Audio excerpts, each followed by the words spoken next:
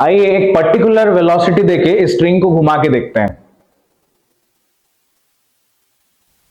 हमने क्या देखा कि जितना स्ट्रिंग का लेंथ घटा उस हिसाब से उसका एंगुलर वेलोसिटी बढ़ा।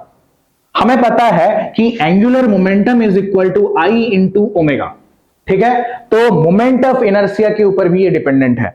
तो जितना मास का डिस्ट्रीब्यूशन सेंटर के पास आएगा मोमेंट ऑफ इनर्शिया उतना घटेगा, एंड अगर मोमेंट ऑफ इनर्शिया आपका घटा देन अल्टीमेटली एंगुलर वेलोसिटी बढ़ेगा। पर एक बात ये सोचिए कि कहीं से भी कोई एक्सटर्नल फोर्स ना पड़ते हुए भी एंगुलर वेलोसिटी या आपका जो टेंजेंशियल वेलोसिटी है वो बढ़ा कैसे।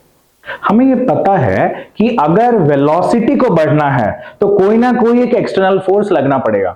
बट जब मैं यहां एक वेलोसिटी देके छोड़ दिया स्ट्रिंग को, फिर तो कोई एक्सटर्नल फोर्स लग नहीं रहा था, फिर वेलोसिटी कैसे बढ़ा। इस चीज को थोड़ा थियोरेटिकली समझते हैं। तो जब पहला जगह है इसको हम कंडीशन 1 लेते हैं और जो सेकेंड प्लेस है इसको हम कंडीशन 2 लेते हैं। तो कंडीशन 1 में हमें पता है कि F was perpendicular to V, ठीक है।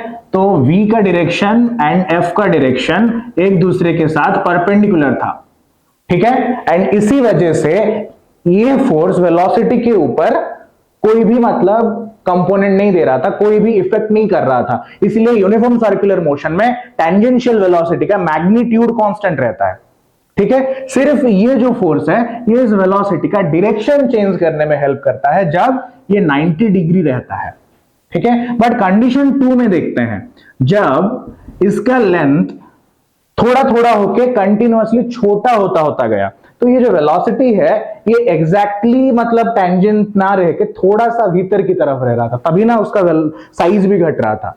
तो ये जो वेलोसिटी का डायरेक्शन रहा ये एक एंगल थीटा पे रहा विच इज नॉट 90 डिग्री, ठीक है। तो इसी वजह से फोर्स जो है वो एक एंगल थीटा में रहा इसके साइड में, एंड इसी वजह से फोर्स का एक कंपोनेंट यहां F sin थीटा एंड यहां पे F cos थीटा लगा, ठीक है। तो F sin थीटा यहां पे वेलोसिटी का डायरेक्शन चेंज करने में हेल्प किया, एंड जो आपका F cos थीटा है वो वेलोसिटी को इंक्रीज करने में हेल्प किया।